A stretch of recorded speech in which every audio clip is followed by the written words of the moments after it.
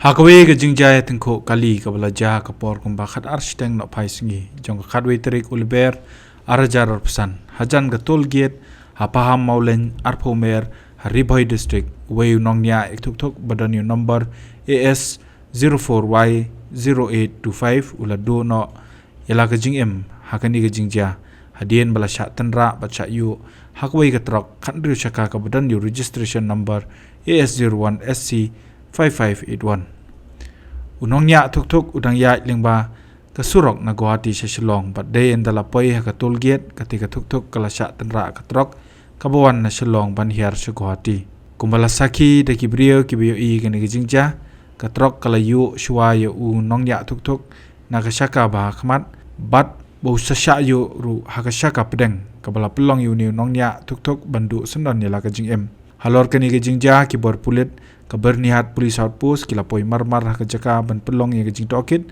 pat ban bat ru ka Trok man pendep kat kum kajing don kam jangki kendon an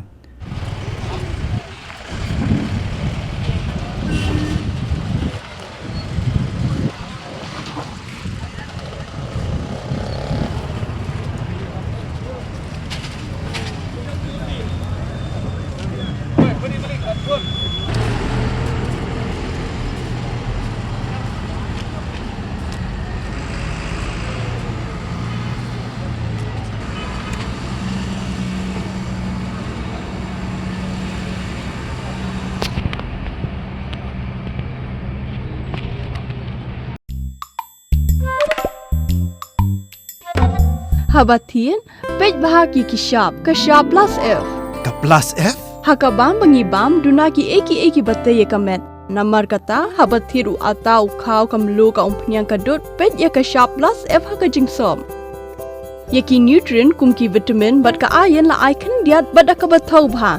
Kam kata ika dur jingki marbam ka jing mat lani ka rukom shed yaki. Balehi banai kita.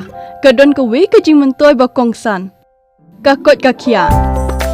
Ka nutrition bakam bha ka jing im bakam bha pendon kam daki marba modon ka sharp plus F menta kasni lawan ra shapi lingba ko office jong commissionerate of food safety Meghalaya